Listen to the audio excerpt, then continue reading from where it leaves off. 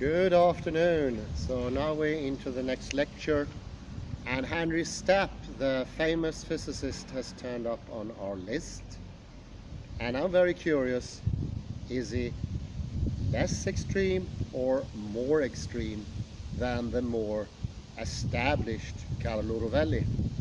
I don't know, and it will be very interesting to find out which it is. So I start with his book at chapter 7. It's called Backward in Time Causation.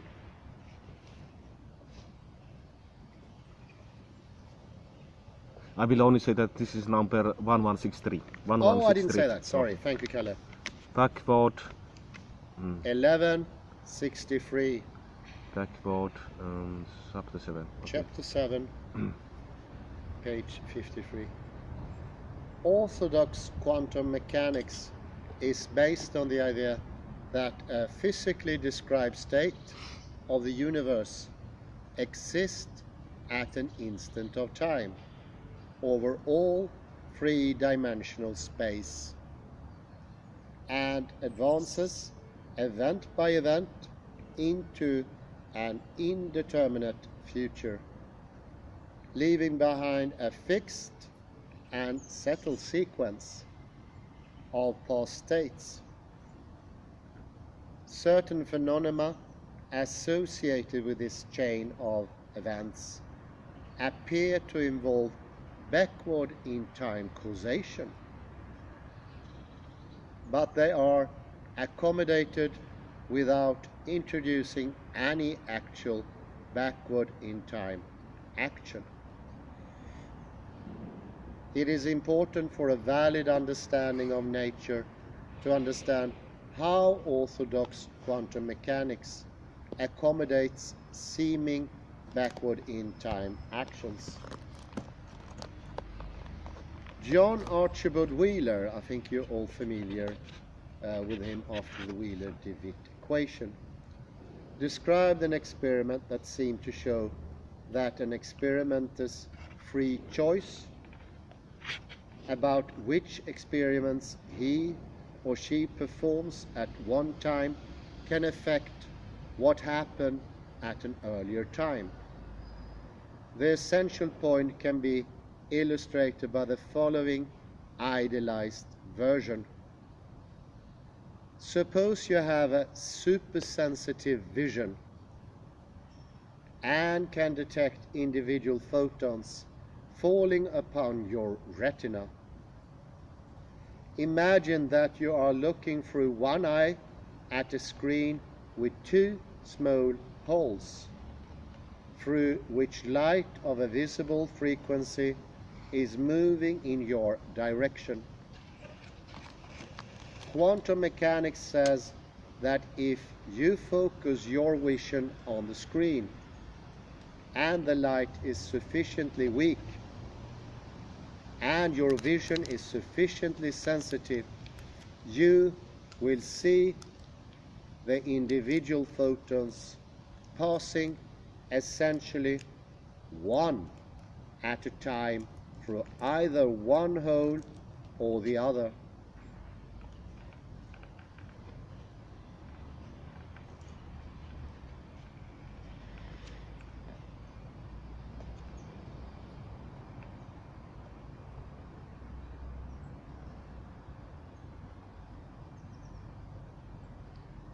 But they will build up a complex interference pattern that depends on the distance between the two holes.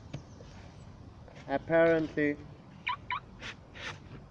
showing that light associated with each individual photon has, in some sense, passed through both holes. Thus, what happens earlier at the screen, namely the individual photons passing through both holes or passing through just one hole, seems to depend on your later choice of how to focus your eye.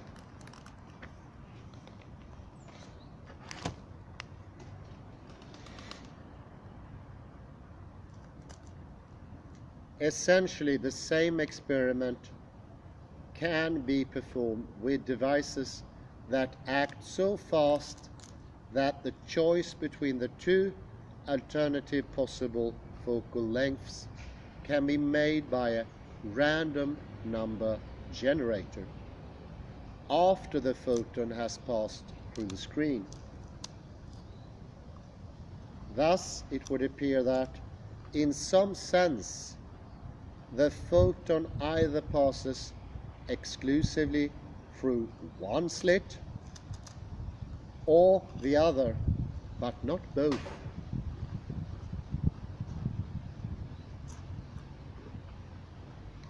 Or alternatively,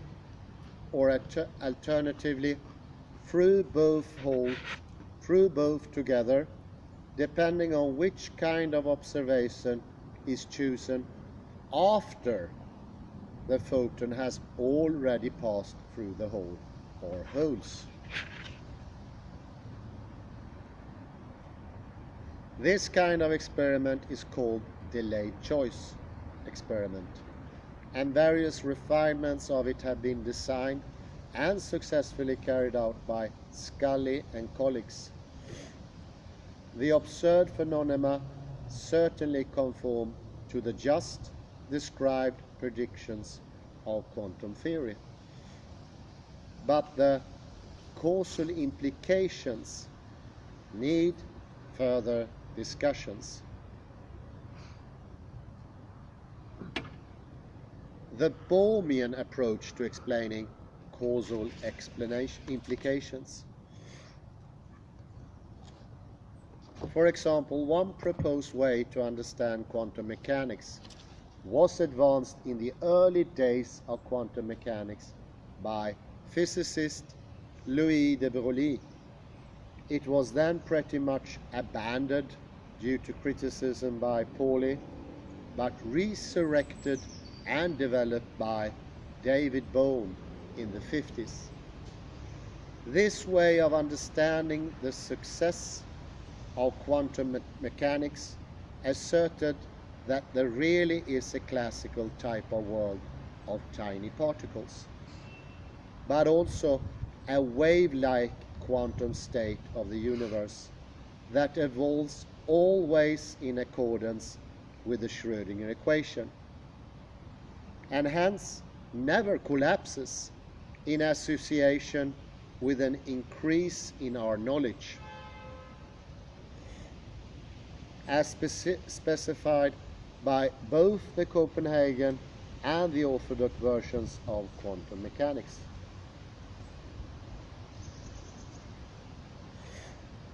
In Bohm's no-collapse quantum mechanics, the function of the wave is to guide the particles, which are assumed to be the aspects of nature that control our conscious experience. In this Bohmian model of reality, the changes made in the focusing of your eyes influence the evolution of the quantum wave within your eyeballs, and this change in the wave, which travels through both holes, influences the trajectory of the photon, which travels through only one hole, when it lies inside your eye, which is focused in one way or another. This theory correctly accounts for a delayed choice phenomena without invoking, in our two-slit experiment, any notion of backward in time action or causation. The difference in what is observed is due to the classically understandable causal effect upon the trajectory of the photon on the way the eye is focused. In other versions of the experiment, on details of experiment determined at the last moment, by an independent random number generator, a so-called RNG. This Bohmian approach does account for the physical properties considered as self-determining physical properties, but the classical demand that these particles interact essentially by contact interactions in ordinary 3D space is grossly violated in the two-observer FTL experiment. In that experiment,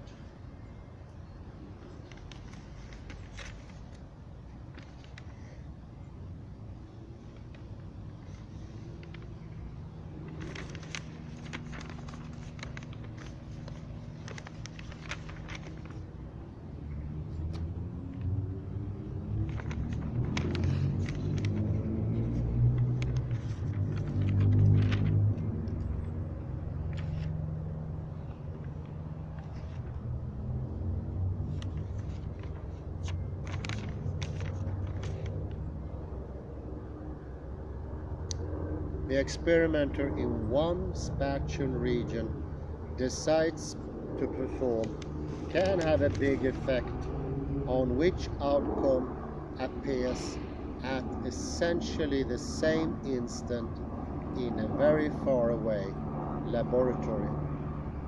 And as in classical physics, the theory says nothing about our minds.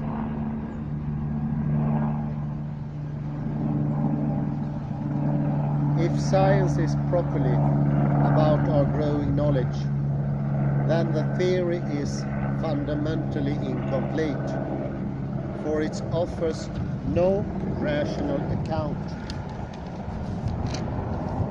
Sorry.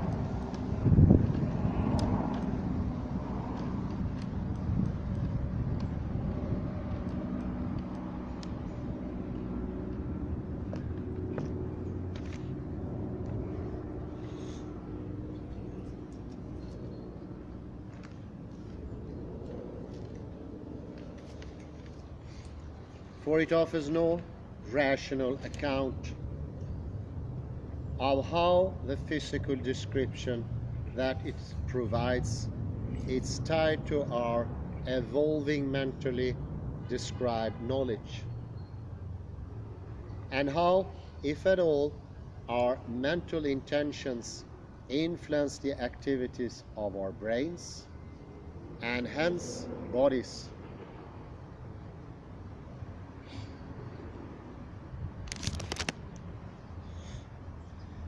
Bohm himself addressed this problem and was forced to replace his original simple non-local theory by a very complex one in which the mystery of mind is transferred to a mystery about an infinite tower of observing systems, each observing what was physically happening in the level just below. The simplicity and attractiveness of this original quasi-classical quantum theory was lost when he tried to incorporate our human experience. But incorporating our causally effective mental intentions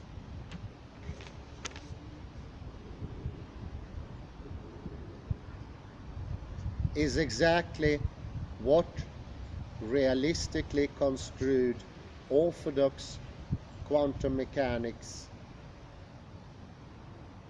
It offers a rational, coherent, mathematically formulated description of reality that includes an account of how our mental intentions influences our physical behavior in a way that is in concordant with all the empirical evidence, instead of defaming us by claiming our most important human quality. The capacity of our mental intentions to influence our bodily actions, an illusion or a delusion. The price to pay for this increase in rational understanding is a failure of Einstein's classical physics-based intuition that information cannot travel faster than light. But in quantum mechanics, one has instead the property that no signal can be sent faster than light. This weaker property of quantum mechanics suffices to maintain in the quantum world the essential empirical requirements of the theory of relativity. Right, maybe we should move a little bit back to get more of the sun. So we struggle on to chapter 8, actual past and historical past.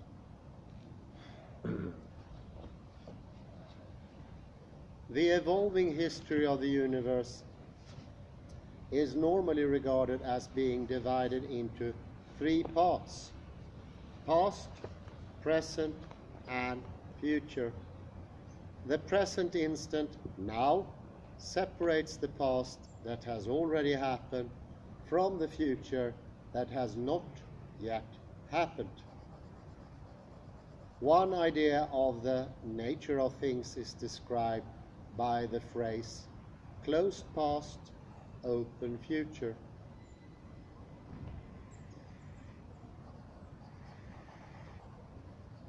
It indicates that the past is already fixed and settled, whereas the future is not yet determined. Another idea is the block universe, in which every event in the entire history of the universe is already predetermined, is already fated to be exactly what it was, or will eventually turn out to be.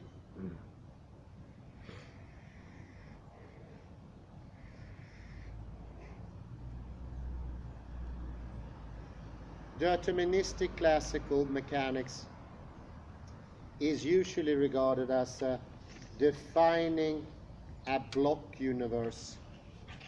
Einstein considered the universe to be a block universe, and his theory of special relativity dealt with many different ways that one can assign four coordinates: x, y, z, and Origo. t, T. time, to the space-time points in this block universe, in which the entire predetermined course of history of the universe is laid out there. There is no real becoming.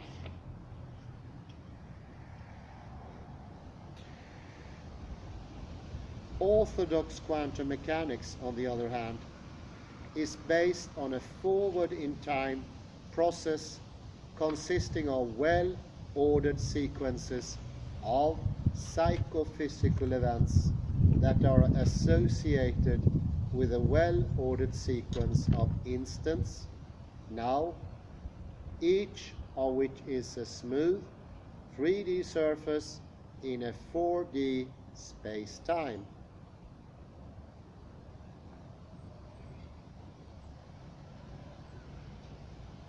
Each such surface is later at some point, but earlier at no point from its immediate predecessor. Associated with each present instant now, labeled by sigma, there is a state of the universe, rho, that defines via the Born rule, and that is B-O-R-N. Yeah, it is devious. We have both Bohm, we have Bohr, and then we have Born. Yeah, Born. A physicist? Yeah, he's a well-renowned, Oh. and he made the Born rule, that is the probabilities of the various alternative possible outcomes of the probing action question posed by the observer associated with the collapse event located on that present instant sigma. The state of the universe rho can be called the actual past of the instant sigma.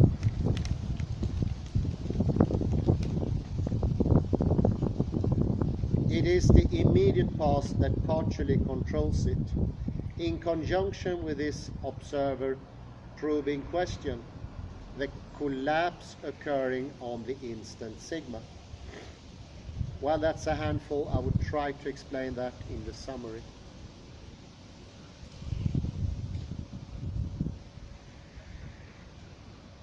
This collapse event has, according to the orthodox collapse interpretation, changed the immediate future potentialities by eliminating from them all causal effects that stem from those parts of the prior quantum state that were eliminated.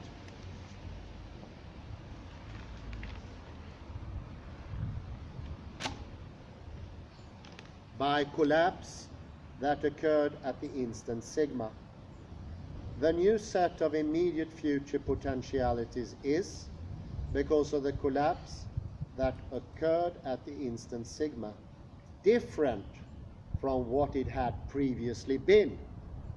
Consequently, the actual past does not provide the pertinent to future representation of the past.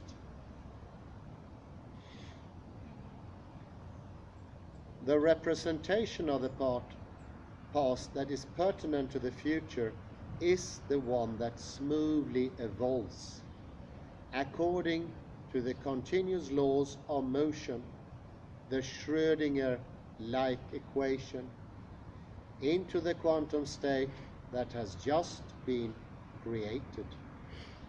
This causally pertinent state of the past is called the effective past. It is specified by evolving newly created state backward in time by means of the inverse of the pertinent Schrödinger-like equation. Thus, the actual past is the state of the universe that existed just prior to the present instant. Now, whereas the effective past is the part of that past that smoothly evolves into an immediate future and therefore pertains to the potentialities associated with next instant. Between the two instants, the states evolves via process 2. So, what is the effective past and the actual past? The effective past contains in particular the records of those parts of the past that have survived the recent collapse.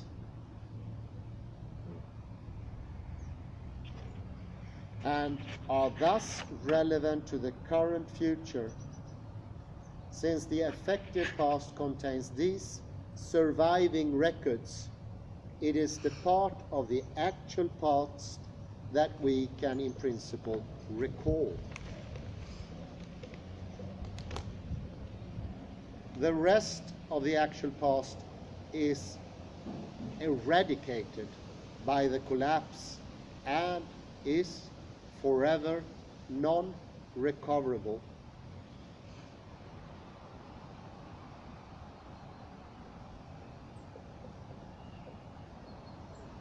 These important aspects of quantum mechanics are succinctly captured by an assertion made in the recent book the grand design by Stephen Hawking and Leonard Mlodinow. We create history by our observations. History does not create us.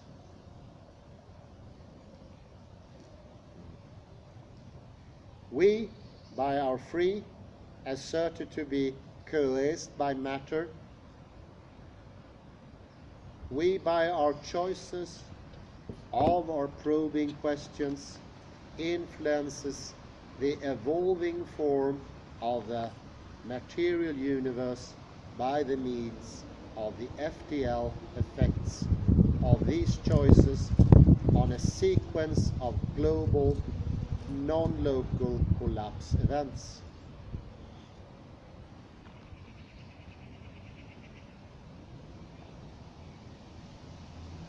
The roots of relativistic quantum field theory ensure, however, that these instantaneous actions can never be used to send a sender control message faster than the speed of light to an actual receiving intelligence. Hence, Einstein's demand of no faster than light transfer of information is in fact satisfied in orthodox quantum mechanics.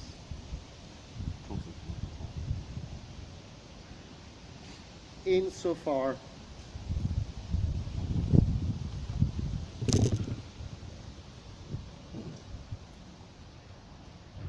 Jaha, Close to them. Since it's windy.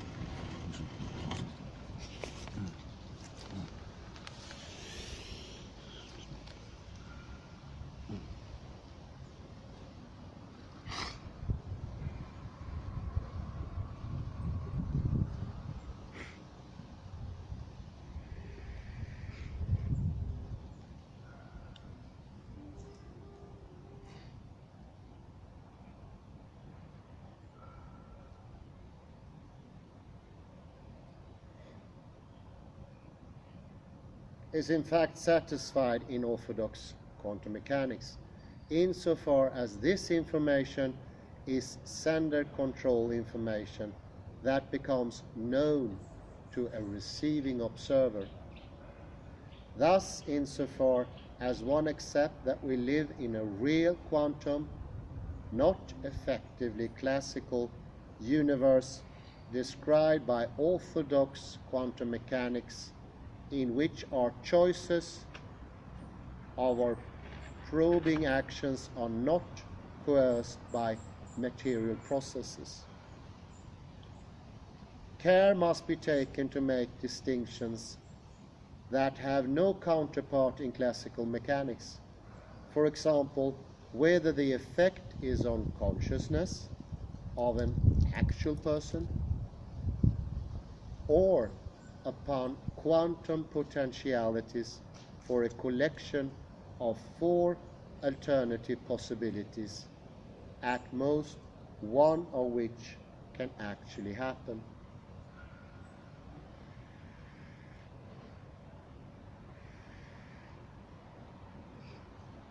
To see how these considerations play out, let us consider the Wheeler delayed choice experiment.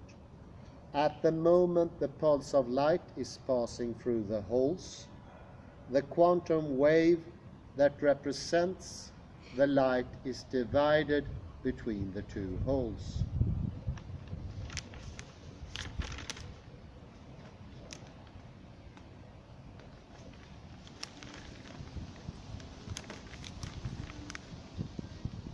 If, at a later time, the observer sees the photon coming through the left-hand hole, then, according to the rules of orthodox quantum mechanics, a global collapse will occur.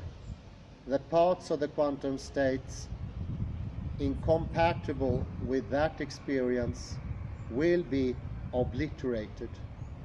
The new state, representing the potentialities for future experiences of all observers, will be the continuation into the future, or the surviving part of the prior state.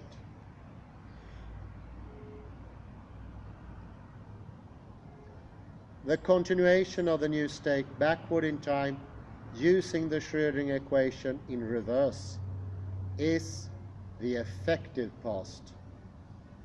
The existing evolving state is, as Hawking and Mlodinow state, created by our observations, together with nature's responding actions. All future experiences of all observers will be concordant with the empirical fact that the photon was seen by some observer to pass through, say, left-hand hole.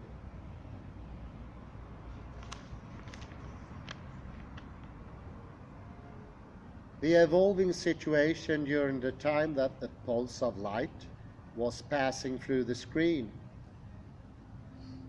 was the wave passing through both holes. The fact is fixed and settled. It is never revoked. But if the observer poses the question, do I see light coming through the left-hand hole? And nature's response is yes, then the quantum state collapses to the part compatible with the observer's experience.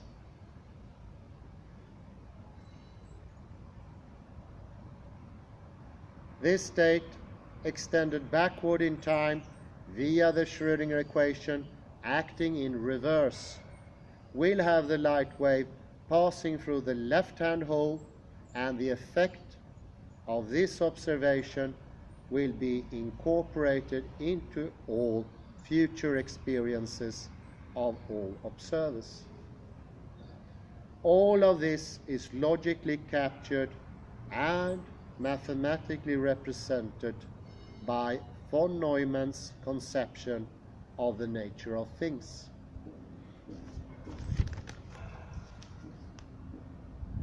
The orthodox way of understanding the apparent backward in time effects uses only strictly forward in time evolution of the quantum state. It achieves an explanation of apparent retrocausation by using the orthodox forward in time dynamics. Some of these rules lead to the continual generation of smears of alternative, classically conceivable, but mutually incompatible possible worlds. All the other orthodox rules govern the collapse of this evolving quantum state. These collapses systematically trim away the branches of this growing quantum state that become irrelevant to the future. These branches have become irrelevant because they lead to possibilities that were proved by observing actors, agents, and were eliminated by nature's choice of reply.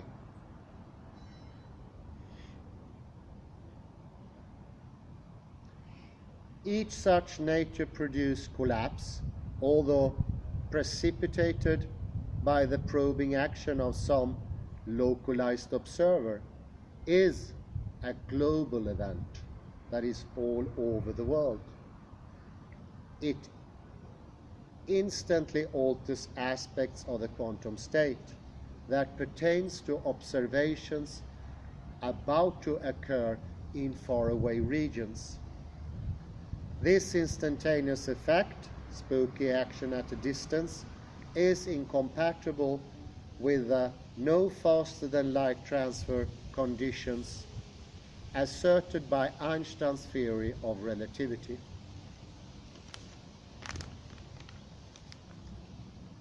by proving that these spooky actions at a distance are unavoidable consequences of few well-verified predictions of quantum mechanics, pertaining exclusively to macroscopic phenomena, without introducing any conditions pertaining to microstructure. The theory rules out the possibility that the world of macroscopic phenomena can be rationally understood as being built out of classically conceived matter.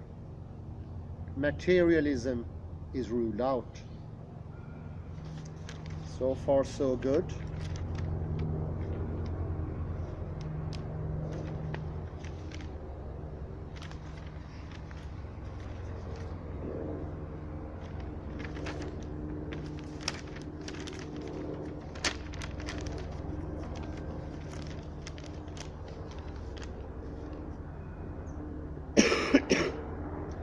The important implication of this analysis is that it rules out a notion prevalent among philosophers and scientists interested in mind-matter connection, that quantum effects pertain only to macroscopic processes, and that apart from the elements of quantum randomness,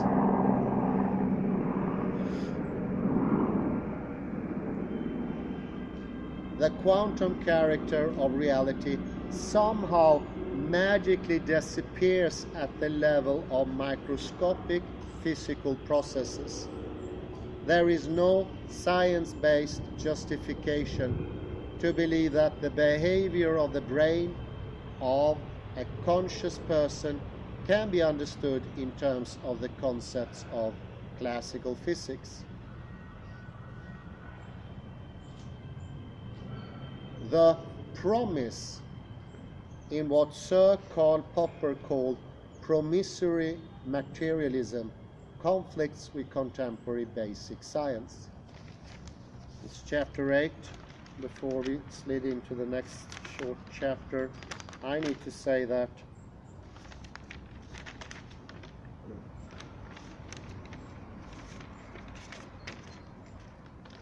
he's taking the Schrödinger equation to its limits, so to speak. So he's following Schrödinger, and when he does that, he comes to incredibly interesting conclusions. But I still wouldn't say he's more radical than Rovelli, but I think he could be helpful in explaining some of Rovelli's very hard to get understandings. Kalle? So you mean that he takes the uncertainty to its utmost limit, or what do you mean? Yeah, he takes, he follows the Schrödinger equations very orthodox, and that's why he called it orthodox quantum mechanics.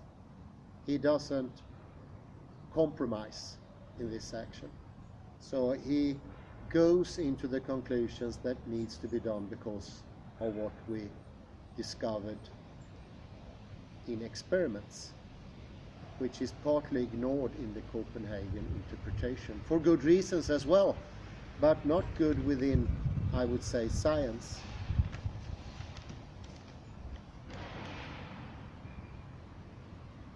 It is actually quite interesting. Yes, chapter 8 was incredibly difficult, and I don't expect anyone to understand. I hope I can have a summary here that doesn't confuse more. Cannot promise it. Might take a couple of days though. Chapter 9. Here's an old friend. The Libet free will experiments. According to 19th century classical physics, reality is described in purely physical terms.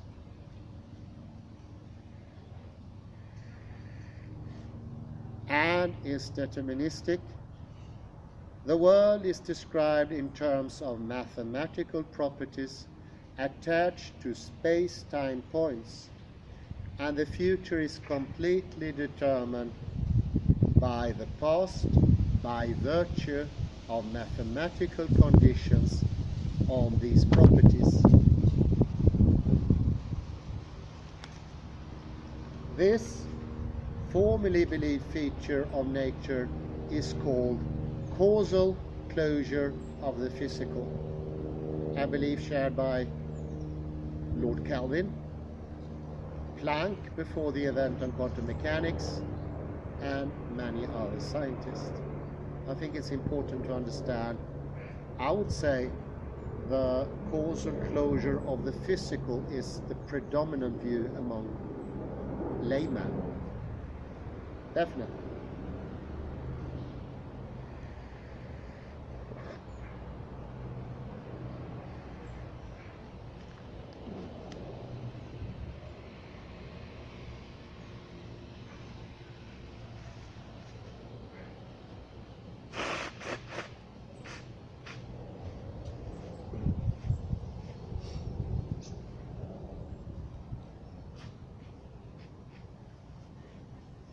In stark contrast, the purely physical aspects of the quantum laws determine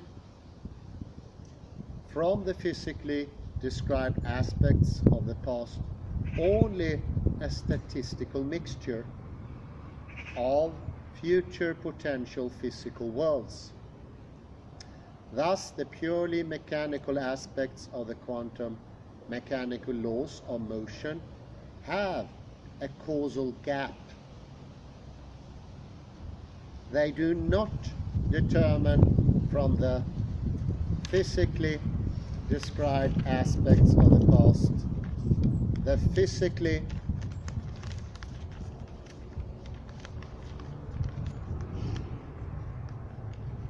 described aspects of the future, but only a quantum statistical mixture of such aspects.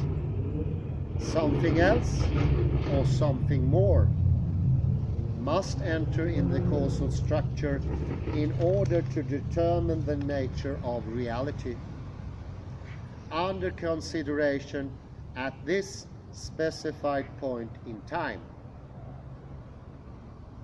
This lack of determinateness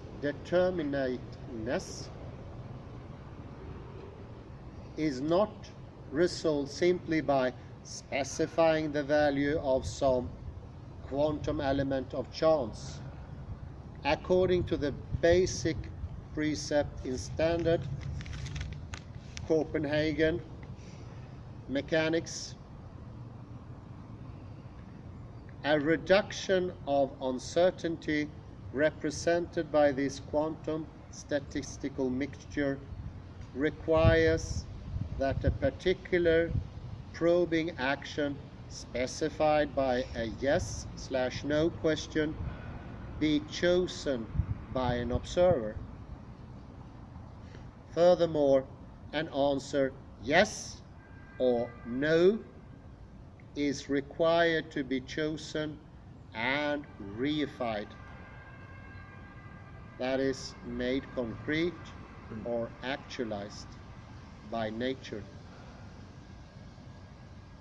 As a result, two key questions arises.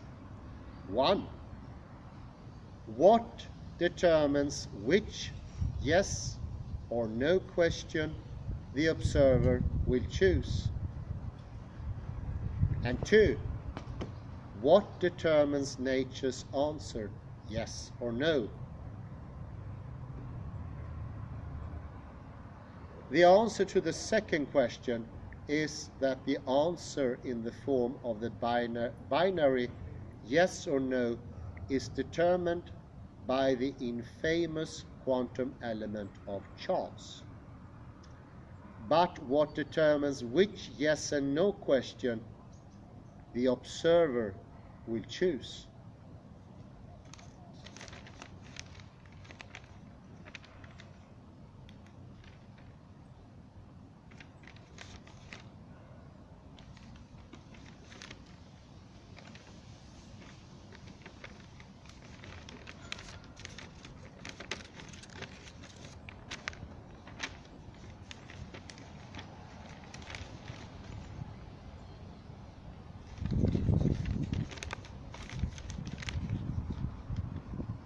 In actual scientific practice, the answer to this question is determined by an observer's personal choice of what to attend to.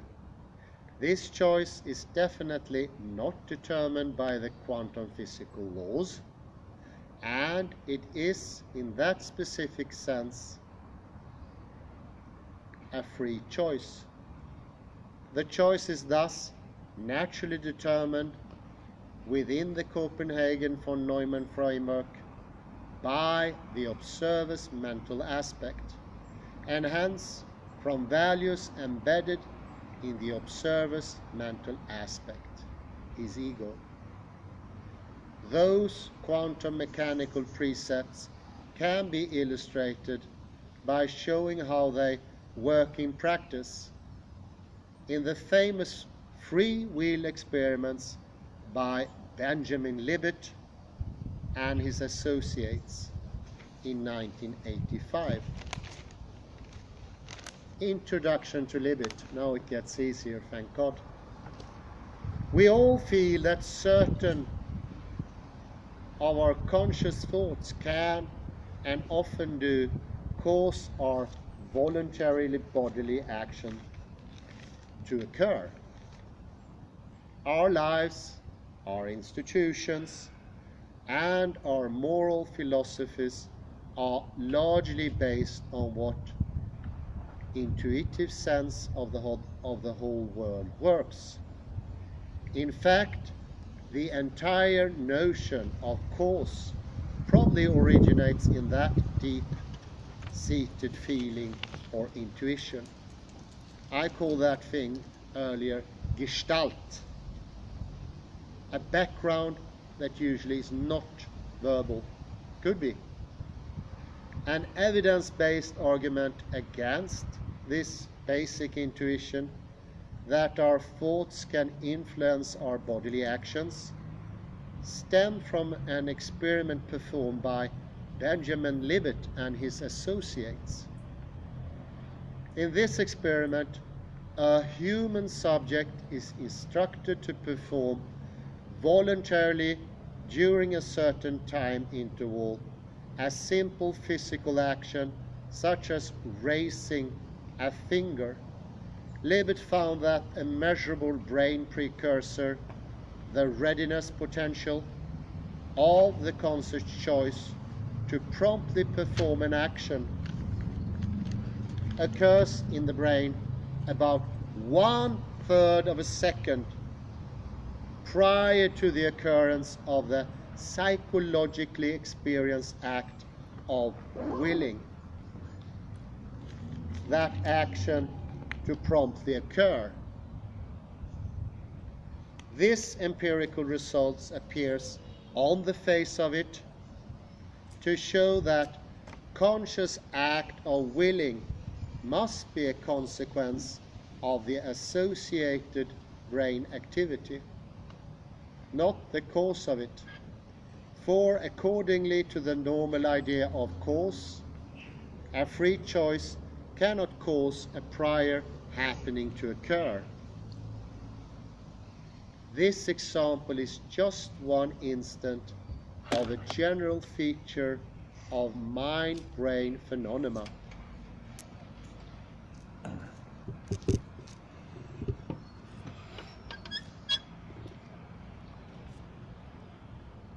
I think we could put it on the chair here. Or you could come closer here. If you stand there, yeah, sure, thanks. you have resolved the problem. Come closer, so.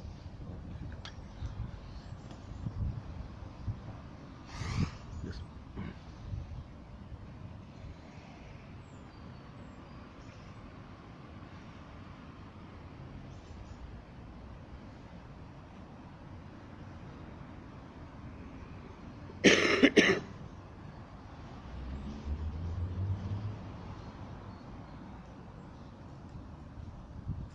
This empirical result appears on the face of it to show that the conscious act of willing must be a consequence of the associated brain activity, not the cause of it. For according to the normal idea, of course, a free choice cannot cause a prior happening to occur. Wow. This example is just one instant of a general feature of mind-brain phenomena, namely the fact that the conscious experience of choosing often seems to occur after a lot of preparatory work has already been done by the brain. This fact, combined with a classical mechanic precepts of the causal closure of the physical, leads plausibly to the conclusion that the felt causal potency of our conscious choices is an illusion. What is an illusion? Can you repeat it? The felt causal potency of our choices. It's an illusion. Yes. That is. It will be clear. However, an examination of this Libet experiment, viewed from the perspective of the quantum framework, developed in the 1920s by founders of quantum mechanics to deal with observed physical phenomena and to cast into logically and mathematically rigorous form already in 1932 by John von Neumann, shows these Libet's result to be in good accord with both 1. The quantum postulated freedom of those human choices from physical coercion. 2. The capacity of those value-based intentional mental choices to influence the chooser's future bodily actions in the intended manner.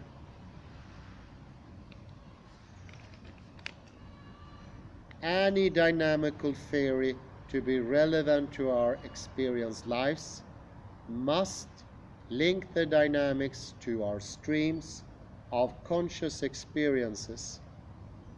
Quantum theory is built squarely upon the demand that this condition be met.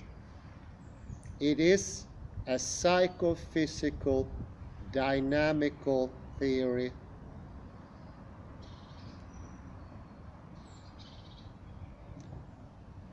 that has causal connections between human brains and minds built intrinsically into it, in a way that allows our conscious choices to be both free of physical coercion, yet causally potent in the physically described world.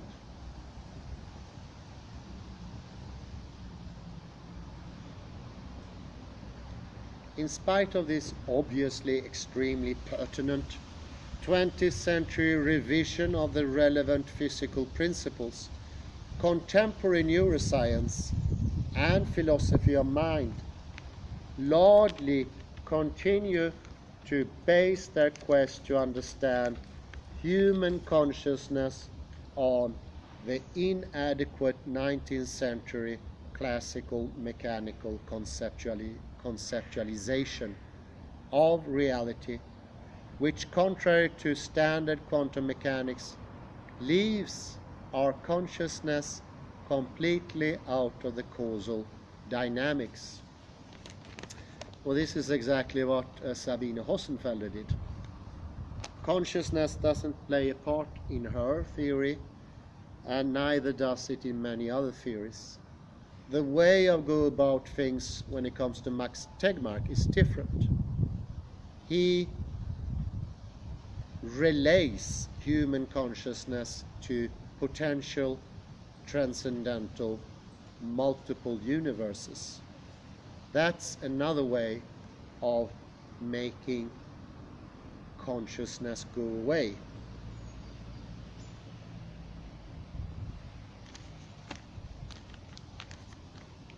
The Libet causal anomalies.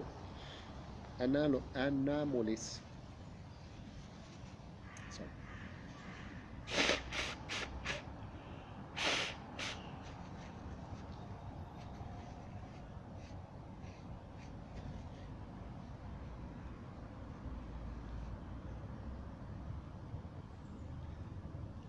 The Libet causal anomalies. We often resolve to act in some specific way at some future time, and then meet this commitment with great precision. Very important. We often resolve to act in some specified way at some future time, and then meet this commitment with great precision. The brain, recognizing in the sense input a need for an appropriate action, immediately begins to build a template for such an action. According to the ideas of William James, this template can be activated by an act of consent on our part at the later time when the future commitment is to be fulfilled. In the Libet experiment, an initial instruction is given to the subject to willfully perform an action at some future time, say within the next few minutes. An act of raising a finger. In the Libet case, the instruction is imprecise as regards the exact time of the called for action. So he doesn't tell when it's going to happen. But they do, on the other hand, which Stapp is pointing out, they prepare.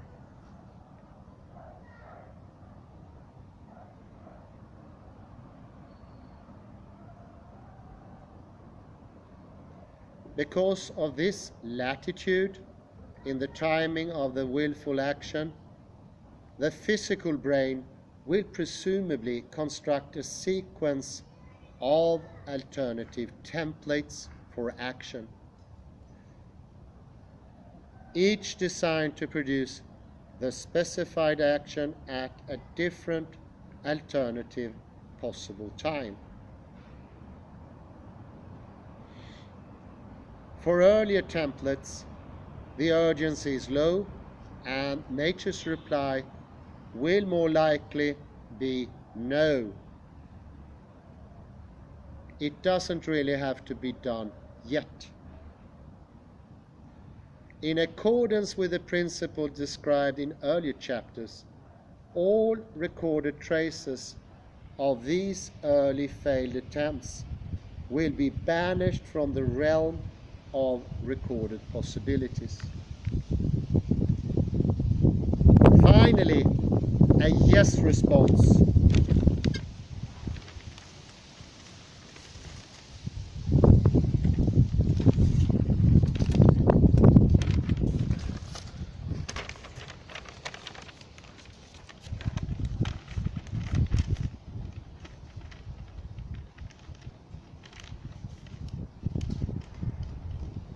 Occurs, and that outcome is recorded. I think we should put it here. Be careful with moving the camera. You can come here slowly, slowly. So it doesn't wiggle. Thank you.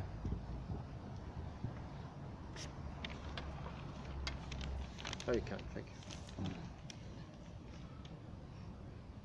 And that outcome is recorded.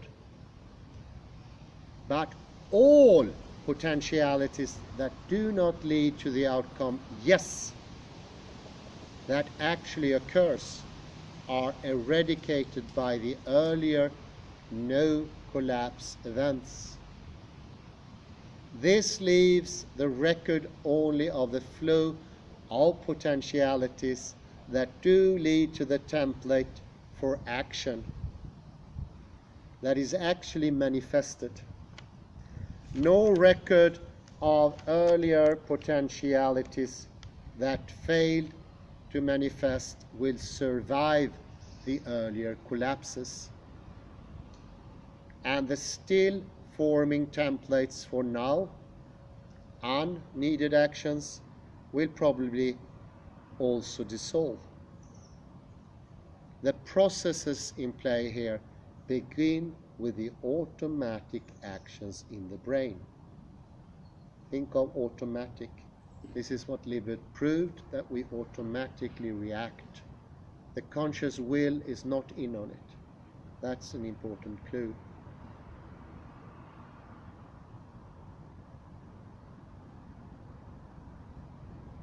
The processes in play here begin with the automatic actions in the brain, which, responding to inputs from the surrounding physical world, constructs appropriate templates for action. This process is accomplished essentially in the same way that a classical physics-based neuroscience might suggest. Each such template, if held in a place for a sufficiently long period, while all conflicting activities are annihilated, will send a sequence of neural pulses that will, and that is, if nature's consent is given, produce a physical action, the raising of the finger. That is what templates for action do. If held long enough in place, the observer's ego, surveying what is going on in its brain, selects on the basis of its values a template for action which has been constructed by the brain, and asks whether what its experience is the perception which signifies that the selected template has been actualized. A positive feedback will inform the ego that its choice of probing action has influenced its stream of conscious experience in the intended way. Only, and this is important, only the yes responses are experienced or remembered. The brain records of the failed attempts are annihilated, exactly in the same as in the double split experiment.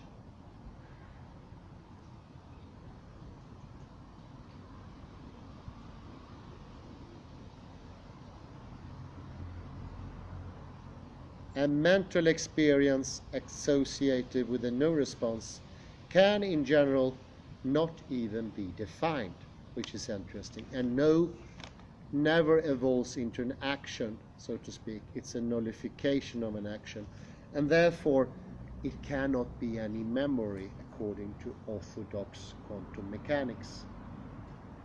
Conclusion.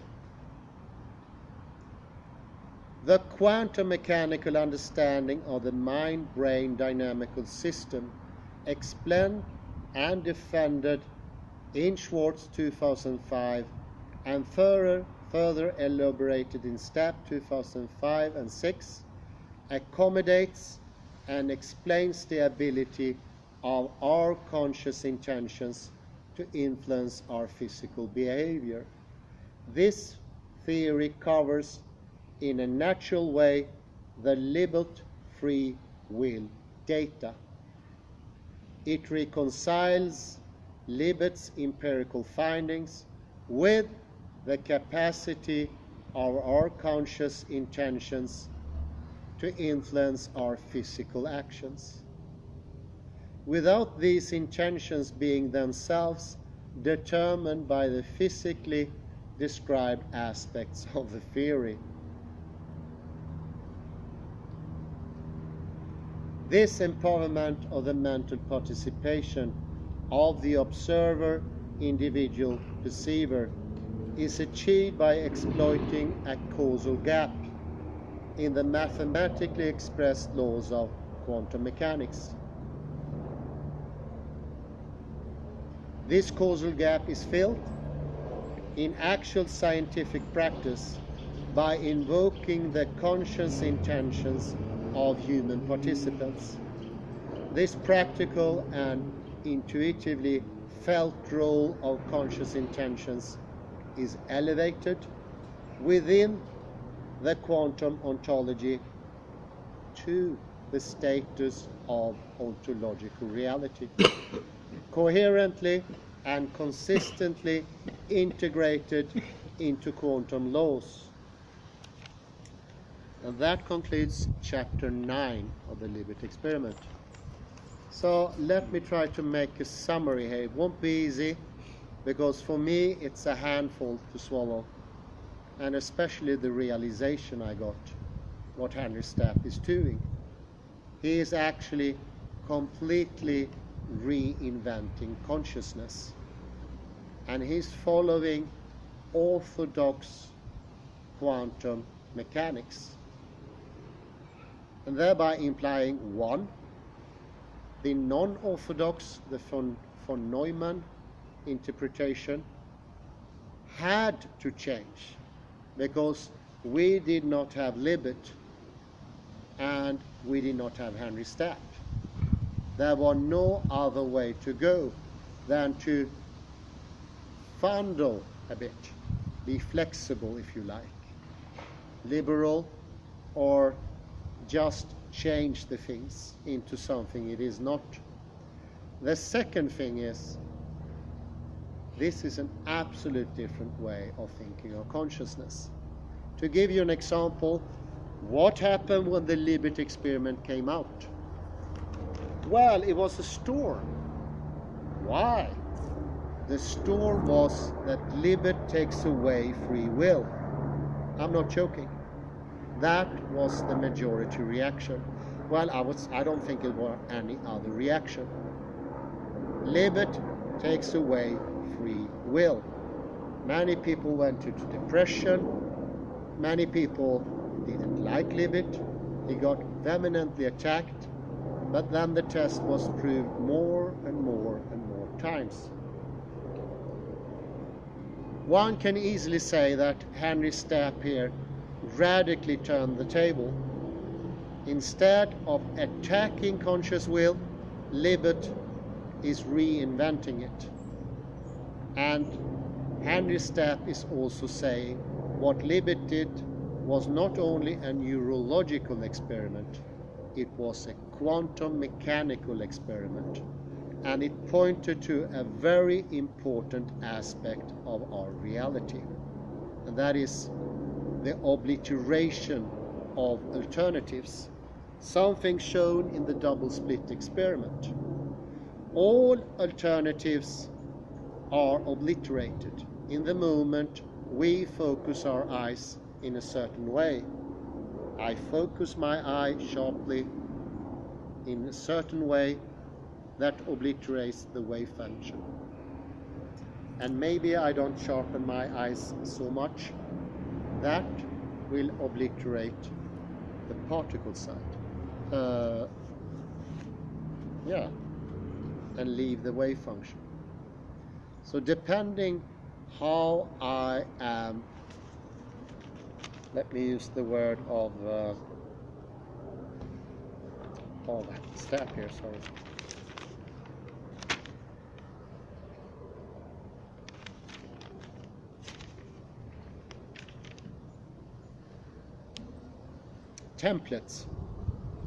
Templates for action. That's the key word. means of action. For action. You need to understand that first. That needs to be understood. What is it? Well, when Libet talks to the research person, he says to him, I would want you to raise the finger in the future. What happens directly in the research subject is that he creates different templates. To raise the finger immediately, half a minute, and in different ways, and caused by different things. Let's just invent it to make things easier. Say the person has 20 templates at the beginning of the experiment. Some time passes and there are no indications in the laboratory to raise the fingers.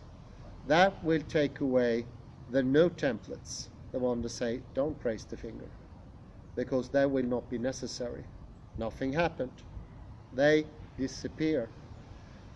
Once the bell sounds, or whatever Libet had, all the other 19 templates, they will be obliterated. What? How? Look at the double slit experiment. That shows how reality is working. We need to be orthodox here. We need to understand this is how things works. We cannot negotiate. We know the double slit experiment to be true. Therefore, no negotiation.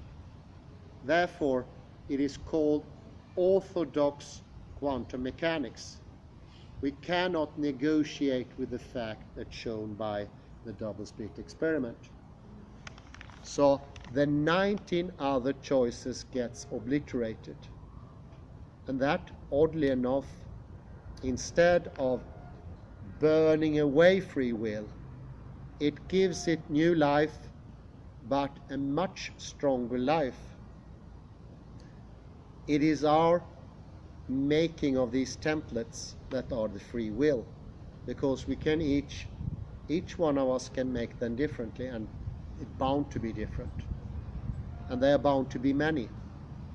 Those could also be called potentialities for action, but I like template more.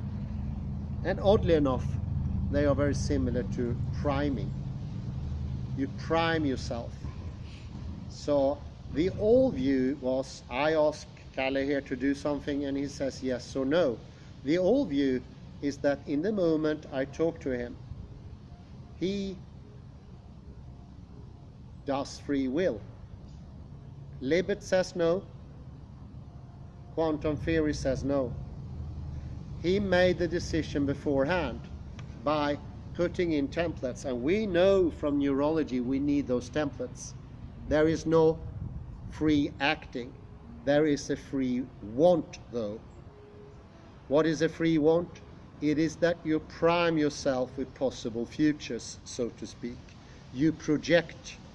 You do, as Heidegger says, you temporalize. Instead of the idea, I ask you to do something, you react, and then you show free will. That free will we know doesn't exist. Therefore, these people who read about Libet experiment got depressed, and many other people are depressed today. But this, so oddly enough, Henry Stapp, he goes into neurology, oddly, without being a neurologist.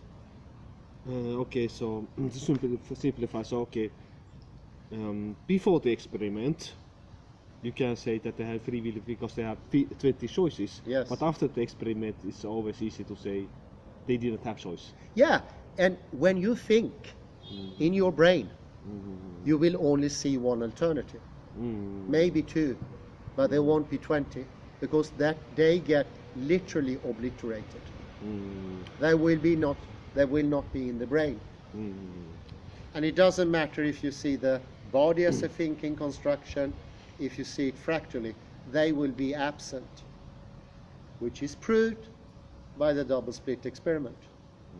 So we cannot ignore it. We need to bend our reality to fit the double slit experiment, instead of what von Neumann did, which he had to do. He had to do that because we did not have this concept of consciousness before.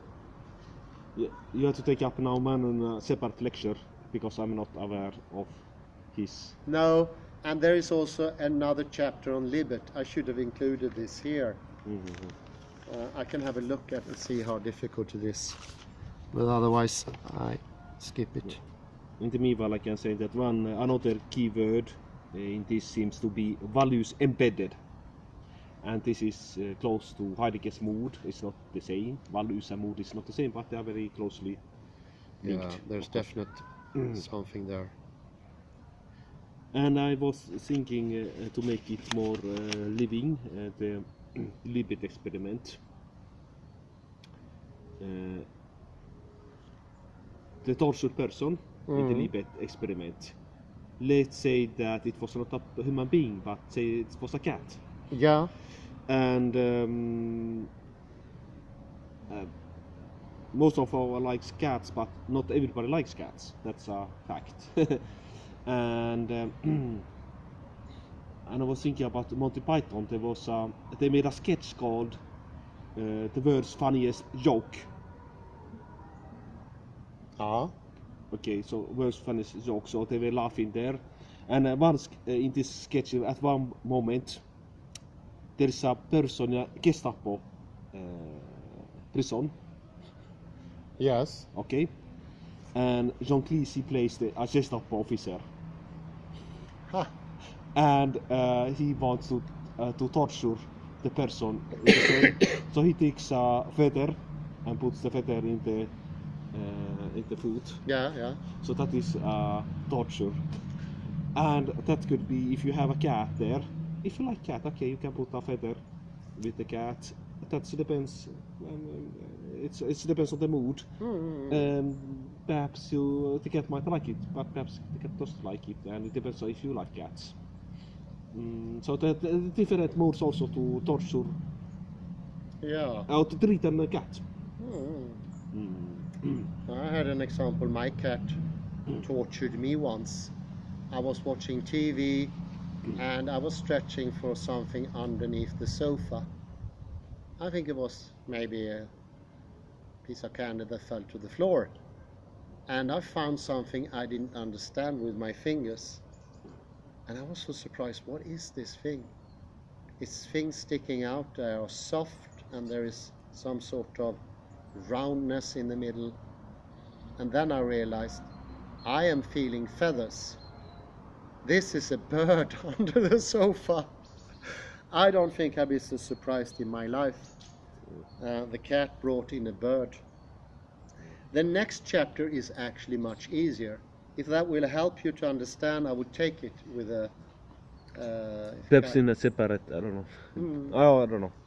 If you have energy without coffee, how long is it? I start with it Okay. at least, but I see what happens. It's tough to do without coffee. Yeah. No, we do it later, I think. We do late. Yeah. We Okay. think about this. Thank you very much. Thank you.